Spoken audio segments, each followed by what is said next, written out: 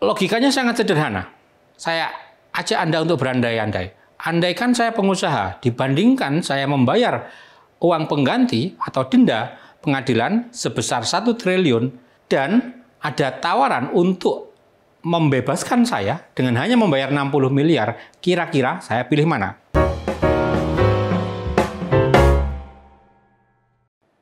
Halo sahabat, jumpa lagi di program The Editors Media Indonesia. Penyidik Jaksa Agung Muda Bidang Tindak Pidana Khusus atau Jampitsus Kejaksaan Agung menetapkan Ketua Pengadilan Negeri Jakarta Selatan Muhammad Arif Nurianta sebagai tersangka pada Sabtu kemarin. Arif diduga menerima suap dalam pengurusan perkara korupsi minyak goreng di Pengadilan Tindak Pidana Korupsi pada Pengadilan Negeri Jakarta Pusat. Direktur Penyidikan Jampitsus Abdul Qohar mengungkapkan suap itu terjadi terkait dengan vonis sidang perkara korupsi yang melibatkan 3 perusahaan besar, yakni Permata Hijau Group, Wilmar Group, dan Musimas Group.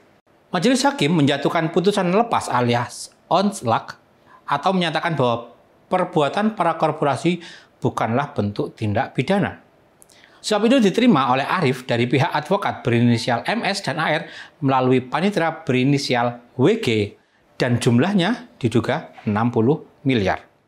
Vonis lepas itu berbeda jauh dengan tuntutan yang disampaikan oleh jaksa penuntut umum yang dalam tuntutannya menuntut uang pengganti sebesar 937 miliar kepada 3 perusahaan tersebut, yakni uang pengganti sebesar 937 miliar kepada Permata Hijau Group dan uang pengganti kepada Wilmar Group sebesar 11,8 triliun. Lalu uang pengganti sebesar 4,8 triliun kepada Musimas Group. Logikanya sangat sederhana. Saya ajak Anda untuk berandai-andai. Andaikan saya pengusaha, dibandingkan saya membayar uang pengganti atau denda pengadilan sebesar 1 triliun dan ada tawaran untuk membebaskan saya dengan hanya membayar 60 miliar, kira-kira saya pilih mana? Tentu sebagai pengusaha saya akan memilih 60 miliar. Oke. Nah, kalau demikian, apakah salah pengusaha tadi menyuap? Hakim? Jawabannya mungkin debatable. Tapi yang jelas, ketika perusahaan berbisnis dengan melibatkan hajat hidup orang banyak, maka selayaknya tidak melanggar etika bisnis. Kepala Pusat Penerangan Hukum atau Kapus Penkum Kejaksaan Agung Harli Siregar mengatakan kasus ini berawal dari pengembangan kasus suap dalam perkara Ronald Tanur di PN Surabaya. Penyidik, lanjut dia, mendapatkan informasi adanya dugaan suap di PN Jakarta Pusat saat dilakukan penggeledahan dalam kasus Ronald Tanur. Sejauh ini, penyidik juga telah menetapkan 4 tersangka di kasus tersebut. Mereka ialah Panitera Muda Perdata Pengadilan Negeri Jakarta Utara, Wahyu Gunawan, Marcella Santoso dan Arianto selaku advokat, dan Muhammad Arif Nurianta.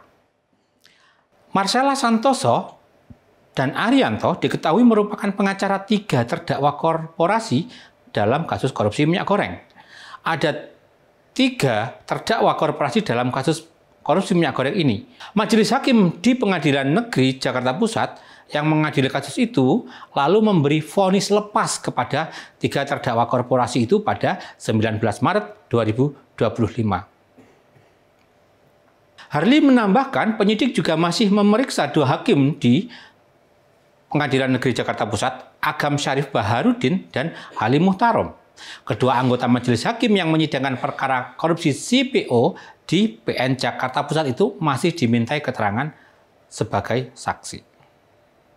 Kasus dugaan suap yang menjerat Ketua Pengadilan Negeri Jakarta Selatan Muhammad Arif Nurianta ini dinilai bahwa upaya reformasi dan bersih-bersih sistem peradilan selama ini hanya gimmick. Padahal belum lekang dari ingatan kasus suap yang melibatkan 3 hakim Pengadilan Negeri Surabaya yang membebaskan Gregorius Ronald Tanur. Peneliti Pusat Studi Anti Korupsi atau Saksi Universitas Mula Warman, Kalimantan Timur, Herdiansyah Hamzah menilai upaya itu hanya gimmick. Karena Seharusnya Mahkamah Agung berkomitmen penuh untuk membenahi dunia peradilan. Jangan sampai seperti tiba masa, tiba akal ketika ada kejadian seolah-olah tim pengawas bergerak cepat. Nah, ini kan akal-akalan.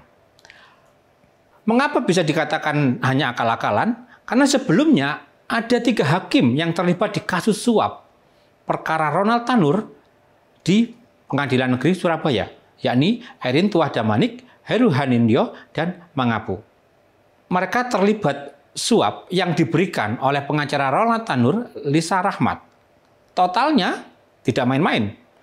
3 hakim PN Surabaya telah didakwa menerima uang suap sebesar 1 miliar rupiah dan 308.000 dolar Singapura atau setara 3,6 miliar rupiah.